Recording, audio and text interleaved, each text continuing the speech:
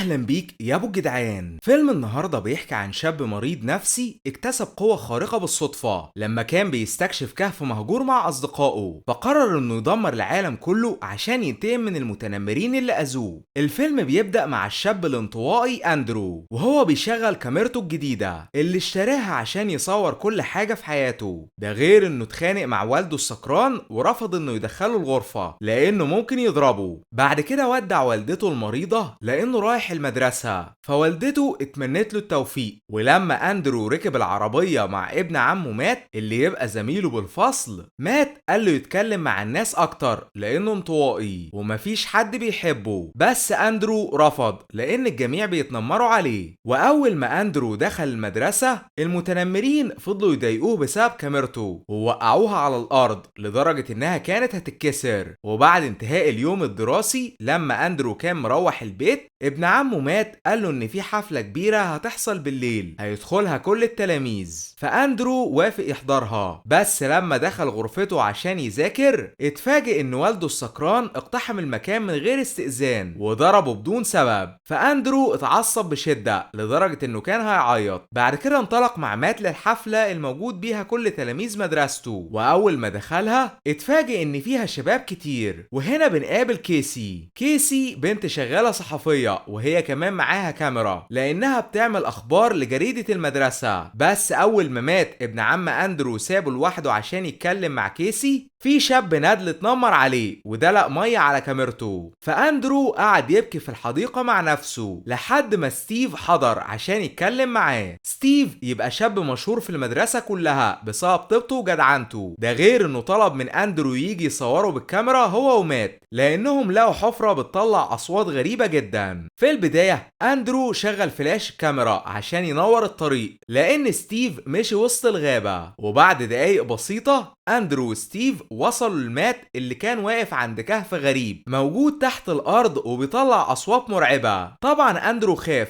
وقال لاصحابه يرجعوا البيت، لكن ستيف المتهور قفز داخل الكهف ومات تتبعه، فاندرو اضطر يروح معاهم عشان يصورهم. والثلاث اصدقاء فضلوا ماشيين داخل اعماق الكهف المظلم لحد ما لقوا حجر مضيء عملاق، فانبهروا بشدة. بس الحاجة الغريبة ان الحجر المضيء فضل يطلع صوت مرعب والكاميرا صورتها بدأت تتشوش، ده غير ان ستيف نزف دم بدون سبب معلوم. وفجأة الثلاث اصحاب فقدوا الوعي.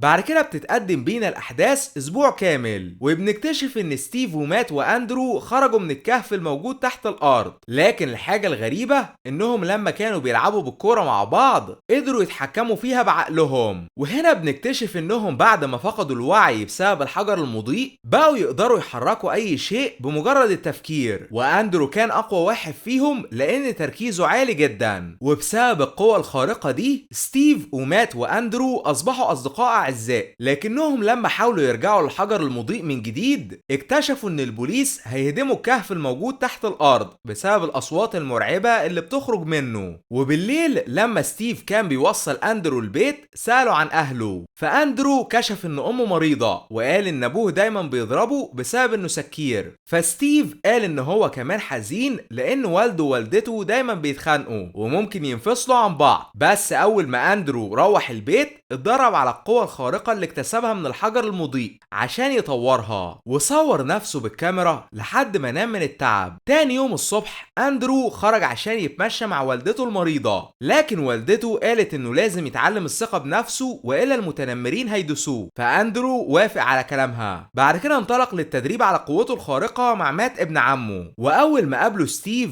التلاتة اكتشفوا ان قوتهم بتتطور بشكل كبير مع التمرين، ولو استمروا هيقدروا يحركوا اي حاجة بعقلهم مهما كان وزنها تقيل. بعد كده الأصدقاء راحوا السوبر ماركت وفضلوا يعملوا مقالب في كل الناس الموجودين عشان يختبروا مهاراتهم الجديدة، ده غير ان اندرو اكتشف ان عندهم قوة خارقة تانية وهي انهم ما بيتأثروش بأي حاجة ممكن تأذيهم لان الشوكة الحديد اتنت لما حاول يضرب مات بيها. والثلاث أصدقاء استمروا في عمل مقالب باستخدام قوتهم لحد ما ستيف فاجئ الجميع وكشف انه بقى يقدر يحرك عربية وزنها اكتر من طن باستخدام عقله فقط، لكنه بدأ ينزف لانه ضغط على نفسه بشدة.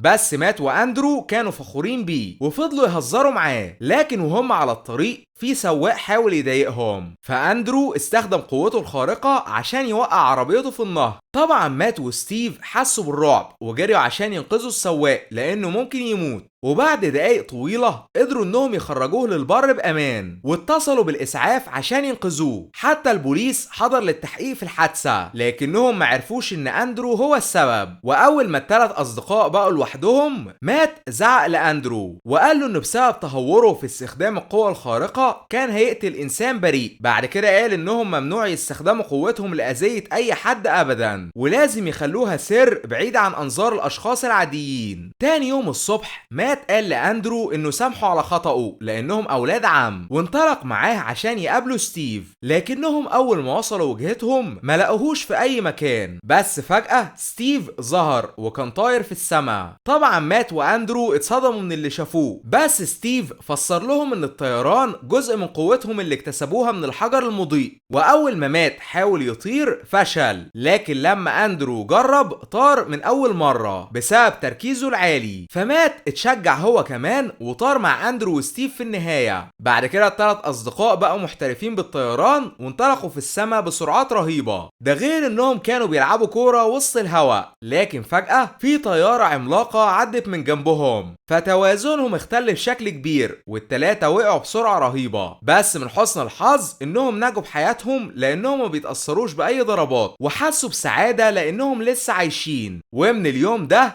اندرو وستيف ومات اصبحوا اكتر من الاصدقاء، لانهم بقوا زي الاخوات بالظبط بسبب قوتهم الخارقة اللي قربتهم من بعض جدا. وفي يوم من الايام لما كانوا بيتمشوا مات سابهم عشان يحضر عيد ميلاد والدته، فاندرو وستيف انطلقوا للغدا فوق اعلى مبنى بالمدينة. وهنا ستيف قال لاندرو انه منبهر بيه بشدة لانه بيقدر يتحكم في الكاميرا عن طريق عقله بدقة عالية بسبب تركيزه الرهيب. بعد كده ستيف جات له فكرة ذكية وكشف لاندرو ان في عرض مواهب في المدرسة وممكن يستخدم قوته الخارقة عشان يقنع الجميع انه ساحر ماهر. فاندرو وافق على طلبه لانه ممكن يبقى مشهور، وبالفعل اندرو جهز نفسه لعرض المواهب وورى ملابسه لوالدته المريضة اللي كانت منبهرة بيه. بس والده السكير زعقله وقال انه حاسس ان في سر مخبيه عنه وهيكشفه مهما كان التمن. بعد كده عرض المواهب بدأ بالمدرسة، واول ما دور اندرو جه ستيف قدمه لجميع الطلاب، فاندرو حضر ما بين صمت تام من الجمهور، لكنه لما استخدم قوته عشان يحرك اوراق الكوتشينه في الهواء الكل انبهروا بشده. ده غير انه فضل يمشي على حبل رفيع بمهاره عاليه جدا، ولعب بكور بلاستيكيه بخفه رهيبه عن طريق دقه قوته الخارقه، لحد ما كسب عرض المواهب بسهوله وسط ذهول شديد من الجمهور. بعد كده ابن عمه مات هناها على الفوز، واخدوا الحفله كبيره حضرها جميع طلاب المدرسه. واول ما اندرو دخل الحفله اتفاجئ بسبب انه اول مرة في حياته يبقى مشهور، والجميع بيحبوه بالشكل ده لانه زمان كان شاب منطوي بيتعرض للتنمر طول الوقت. ومع ان اندرو بقى معروف بالمدرسة كلها الا ان حالته النفسية اتأثرت بشكل كبير بسبب ان قوته الخارقة اتطورت لدرجة انه قدر يشرح عنكبوت بدقة عالية جدا. ولما والده السكير حاول يضربه زي كل مرة اندرو اتعصب عليه واستخدم قوته الخارقة عشان يفقده الوعي. اما مات والدته لاحظت انه بينزف بشدة بدون سبب معروف، وهنا بنكتشف ان اندرو طار وسط عاصفة رعدية بعد ما ضرب والده. حتى لما ستيف حاول يخليه يرجع البيت رفض يسمع كلامه وقال له يسيبه لوحده. ده غير انه من كتر الغضب استخدم الرعد لضرب ستيف بدون قصد لدرجة انه قتله. فمات وكيسي حضروا الجنازة في حزن شديد، واول ما كل الناس مشيوا مات سأل اندرو ازاي ستيف مات من الرعد وهو عنده قوة خارقة بتحميه من جميع الضربات. بعد كده كشف انه شاكك في اندرو لانه ممكن يكون قتل ستيف، فاندرو رفض يرد عليه وطار باقصى سرعته. تاني يوم الصبح في المدرسة اندرو قابل واحد من المتنمرين اللي اذوه زمان واستخدم قوته الخارقة عشان يخلع اسنانه بدون رحمة للانتقام منه. وهنا بنكتشف ان اندرو كان عنده مرض نفسي خفي بيخليه يكره كل البشر، وقوته الخارقة اظهرت المرض ده لانه مقتنع ان عنده الحق يقتل اي شخص لانه اقوى منه. حتى لما مات راح لبيت اندرو عشان يوقفه عن اذية الناس ما قدرش يعمل له اي حاجة لان اندرو قوته اعلى منه بكتير.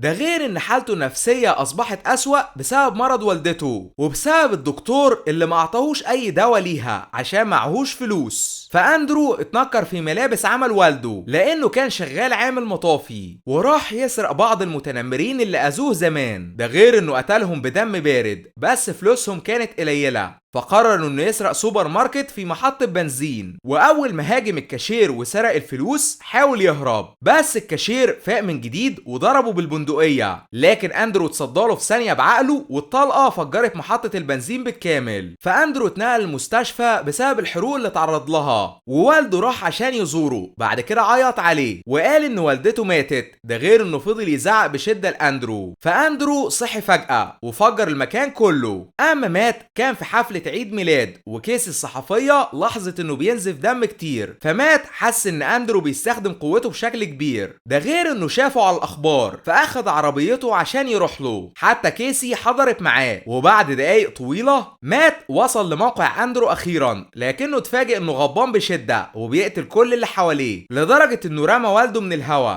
فمات اضطر يستخدم قوته عشان ينقذه بدون ما اي حد يلاحظ، بس كيسي شافته بيطير وما كانتش مصدقه عينيها. واول ما مات ركب عربيته من جديد، اندرو لمحه ورفعه في الهواء، ده غير انه وقع كيسي من باب العربيه لقتلها، فمات طار في الهواء عشان ينقذها وتاكد انها بخير. بعد كده راح لاندرو عشان يوقفه عند حده، بس اندرو بقى مجنون وقال انه هيقتل كل الناس لانهم كانوا بيتنمروا عليه طول الوقت ولانه اقوى منهم كلهم، ده غير انه رمى اتوبيس ضخم عشان يخلص على مات تماما. بس مات رجع من جديد وهاجم اندرو بشده لحد ما الاتنين وقعوا وسط شوارع المدينه والبوليس حاصرهم من كل اتجاه. فاندرو المجنون بدأ يهاجم البوليس بشراسه واستخدم قوته كلها عشان يدمر اي حاجه حواليه، ومع ان ابن عمه مات حاول يهديه اكتر من مره الا انه فشل تماما، وفي النهايه مات استغل ان في تمثال ماسك رمح حديدي واضطر يوجهه لاندرو عشان يقتله تماما وينقذ الناس من شره. بعد كده ضباط البوليس حصروه فطار في الهواء بسرعه رهيبه، وبعد ايام طويله بنكتشف ان مات ترك المدينه تماما وسافر لمنطقه جليديه بعيده عن البشر عشان يحمي الجميع من قوته الخطيره. بعد كده اعتذر لابن عمه اندرو وصديقه العزيز ستيف لانه ما قدرش يحميهم من الموت، ووعدهم انه هيستخدم قوته للدفاع عن الضعفاء من المتنمرين الاشرار. وده كان ملخص الفيلم يا ابو الجدعان، لكن الملخصات الجايه كتير. اشترك يا اسطى عشان يوصلك كل جديد من قناه جدع الملخصات، واشوفك الفيديو القادم ان شاء الله.